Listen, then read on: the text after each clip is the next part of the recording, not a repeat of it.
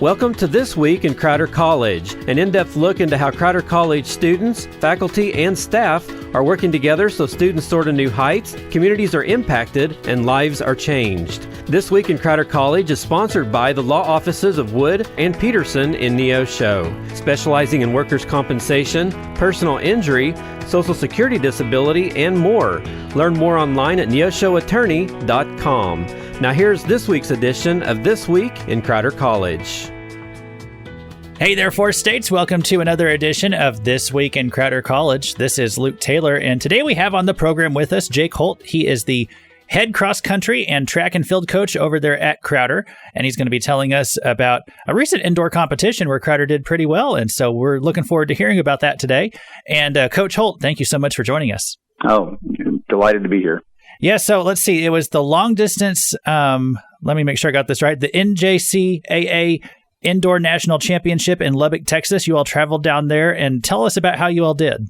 Yeah, last weekend, I think March 8th and 9th, we went to Texas Tech down in Lubbock, Texas. It was a pretty long drive, but we qualified quite a few different athletes on the men's and women's side. We focused primarily on the long distance side of things, so basically the 800 through the 10,000 in outdoor. But we qualified athletes in our 4x800 meter relays for both genders, our distance medley relay for both genders, athletes in the 3,000 and the 5,000. We had some people that end up running the 800 and the mile as well. We walked away with a total of 13 All-American performances in Division I of the National Junior College Athletic Association. Okay. So, well, congratulations to you all. And what exactly are the seasons for you all? Like, when does it start? When does it end? Well, we do cross country, which the kids move on campus 1st of August. We get about a month of training together. Hopefully they've done their homework in the summer and put in the miles to get ready for the season. Mm-hmm. And then we traveled actually to Richmond, Virginia for cross country nationals back in November, where our women were 5th in the nation and our guys ended up being 6th in the nation. We had 6 All-American athletes from that trip. And then we jumped right into indoor track, raced at Pitt State in December. And then we had several competitions at Pitt State and University of Arkansas in January and February, qualifying for nationals in Lubbock. And then the kids are on spring break right now, but they're training on their own and moving right into outdoor season, where we will go to Hutchinson, Kansas in the middle of May. Okay. So between the cross country and the track and field, this is pretty much year round for you, isn't it? Yeah. I mean, every sport, that you get involved in college is going to be, it's a year-round commitment if you want to be good. But I think running more so than any other sport, it becomes more of a lifestyle than just a season.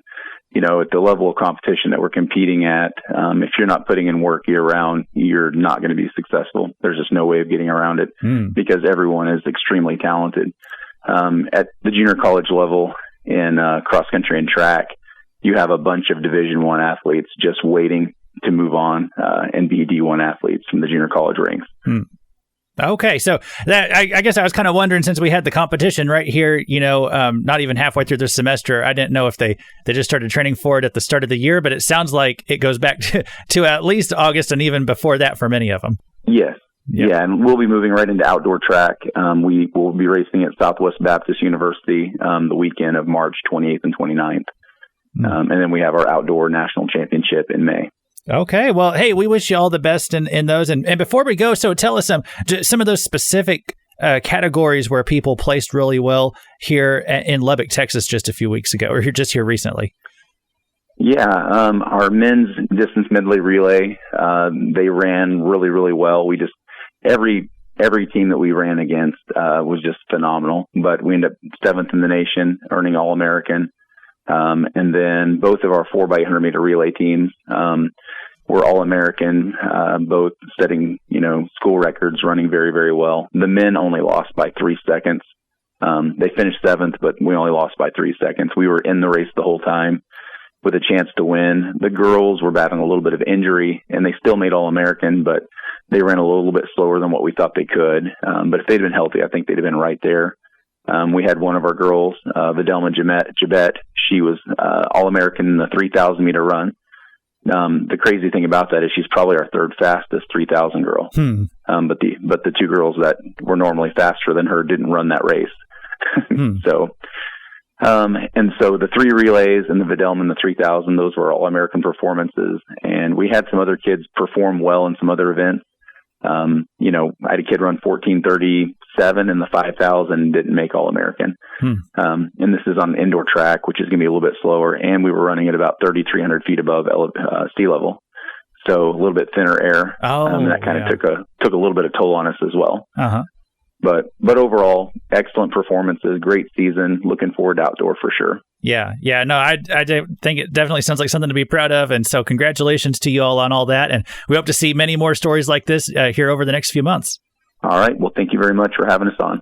Yeah, so we've been speaking today with Jake Holt, and again, he's the head cross country and the track and field coach over there at Crowder College.